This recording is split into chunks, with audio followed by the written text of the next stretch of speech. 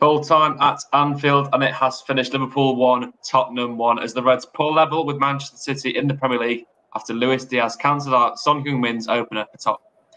You're watching the Debrief live on the Blood Red channel, courtesy of the Liverpool Echo with me, Patrick Smith, and I'm joined by Theo Squires from the Anfield press box. So Theo, gutting result, but is a point maybe a fair result? It's a very frustrating result.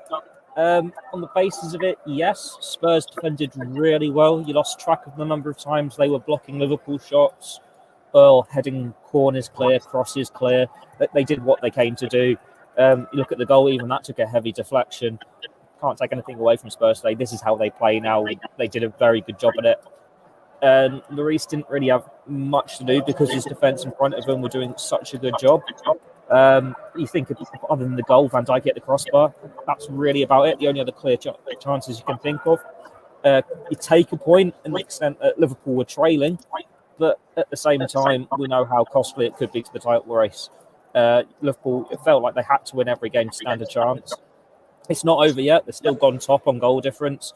City have still got to play two sides that are competing to get into Europe. They could lose a game. You never know.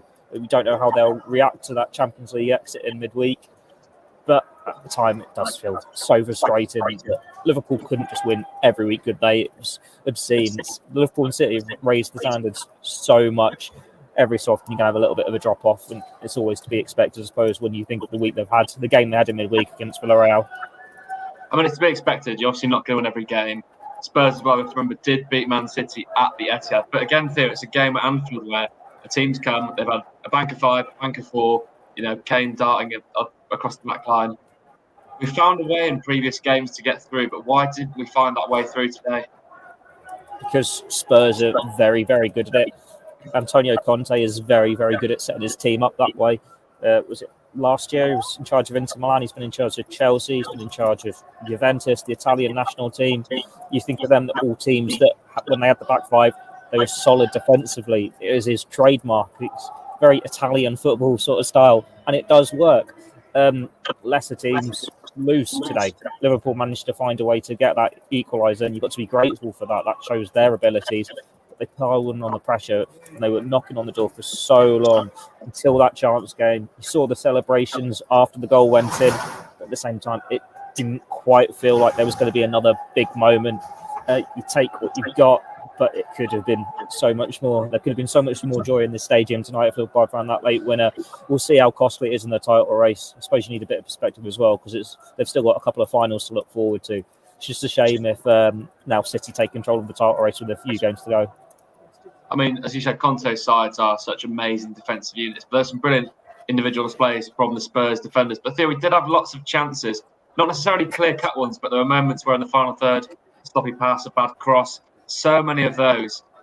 Is it more Liverpool players' fault for not converting those chances, or is it individually brilliant defending from Spurs? Maybe a mixture of the two. I think Liverpool, Mohamed Salah first half of the season, he probably scores tonight. He has that fear factor about him where he cuts inside, drops the shoulder, beats a man and then bends it in the corner. But he's not got that fear factor about him at the moment. And Spurs are just very good at getting bodies in the way, getting blocks on those shots. And they were defending very deep. Like we say, it was at a 5-4-1. Well, at times, Harry Kane, he wasn't exactly isolated in attack. He was pretty much in the midfield, making it a 5-5. Spurs did what they came to do and got the result they wanted. It's a tough one to take, but it's to be expected. We expected this to be a tight game. We expected it to be a tough game. I mean, you think Spurs have done the double over Man City this year. 2 points off them isn't the end of the world, even if it is costly in the title race.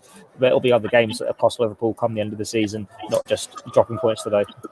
Well, exactly that. But the thing as well, though, with Spurs' goal, I'm going to move on to that now, because we knew their threat would be on the counter. That's where Son and Kane are at their best, particularly against Liverpool, where the only chances teams are really going to get are on the break. Son was afforded way too much space in the Liverpool box, wasn't he? Found himself free on the 6-yard box, pretty much. Yeah, he was. He was their best player today. He was the one who was looking to make things happen. I think every Spurs attack, he was right in the middle of it. He's just so dangerous on the ball. He's a clever player. He finds the space. He's really good with it at his feet. He had a few chances where he managed to create openings. And yeah, he did have too much time in the 6-yard box, but teams are going to create those opportunities every so often, as you say. but it's 2 men Liverpool have lost there because it's Son Heung-Min as well. He's managed to have the space to knock it back across goal. But it's a rare chance for Spurs. Like, there are other chances where they look to get behind the Liverpool defence and they dealt with it. Like Van Dijk saw was it Bergwijn late on to get it back to Alisson. Konate's pace was important today. Trent was defending really well. I remember there was one against Son where he was the last man. He managed to recover. They did deal with them and their pace really well for the majority. Just the one chance they got in behind and they were unmarked. They had the space. They made Liverpool pay. I mentioned that Spurs had some good individual defensive performances. To be fair, Liverpool had some very good ones as well. And Trent, as you mentioned, that recovery on Son. There's also one on Kane in the first half in the corner. 2 brilliant recovery tackles. But let's take the positives, Theo. We did get a point and we did get a goal once again through Luis Diaz, albeit deflected twice. But it was a very nicely taken strike from him, worked the space well. Is he the main positive we can take from today's match? He has been for a while, to be honest.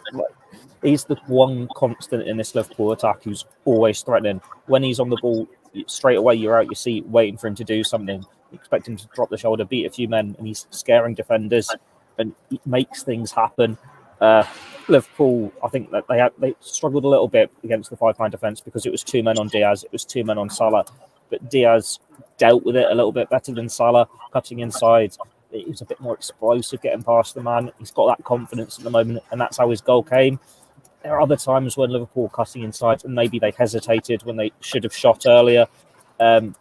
Just when it got a bit desperate when they needed to shoot early, and that's how the goal came. But he is the positive to take out of it, as he has been ever since he joined the club.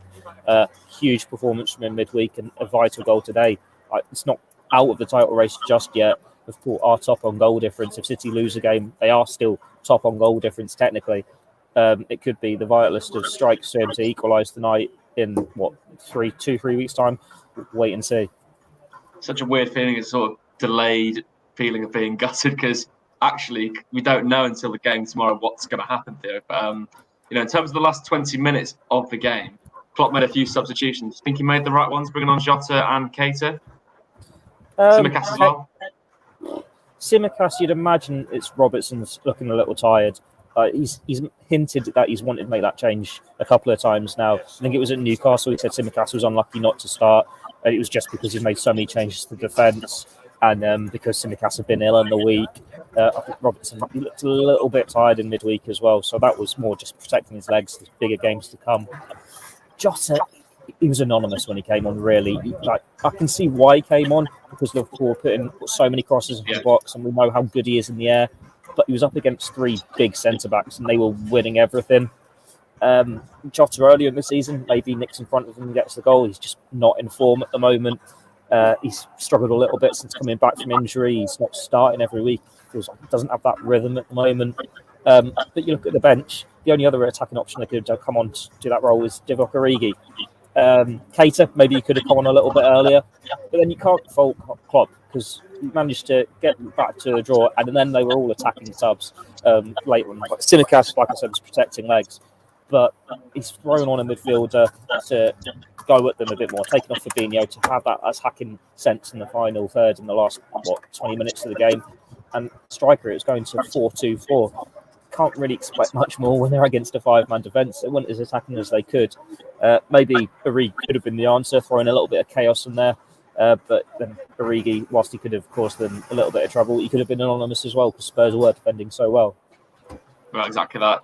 Defence performance was so good. Who knows? But what we do know, Theo, is that we are top of the league on goal difference with Newcastle travelling to the Etihad tomorrow. Now, Newcastle did put in a pretty good display against us, didn't they? Made a very good account of themselves. Is there any hope of a shock result tomorrow? It depends how City respond to Real Madrid in midweek. But historically, under Pep Guardiola, they don't have European hangovers. They still carry on. They still find a way to win these league games. But the manner of that defeat was devastating for them. Like they were in the 90th minute, they were in the Champions League final, and then suddenly they're not.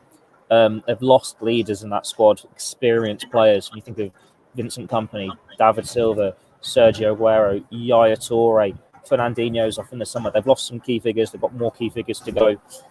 Maybe if there's ever going to be a question of that mentality, it could be now. We've seen them frustrated in games in the past as well, where they can't find a crucial goal.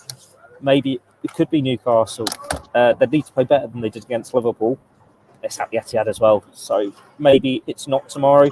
But let's take a little bit of joy in that Manchester United thrashing. That they can miss out on Europe now. It's opened the door to West Ham to get 6th, to Wolves to get 7th. City, we've got to play Wolves as well, but City have still got to play both of them. I think they're both away games as well. Yeah. Maybe those are the ones where they could drop points. But stranger things have happened. Like we've seen City drop points in games where they've been knocking on the door from start to finish without finding that breakthrough. It could happen against one of these sides. You don't know. They just need to turn up and actually take the game to them. But we'll see. It's not really known yet how they will respond to that Champions League exit. You'd imagine it was a very bitter pill for them to swallow, but then this result will have been a little bit of a boost as well, because all they need to do now is just win their games. They know the title's theirs. The same position Liverpool were in before they went to the Etihad. I mean, yeah, Newcastle are so improved, but I think West Ham losing in the week is actually such a blessing for Liverpool, because I think that's the one game where City will maybe drop points. But Theo, for now, until at least 4:30 tomorrow, we are going to be top of the league. And it's going to be all eyes on the Etihad. Let's get our fingers crossed, because it is by no means over yet. But for myself, Patrick Smith and Theo Squires, that is all we've got time for today. Thank you very much for watching and joining us, and we'll see you again next time.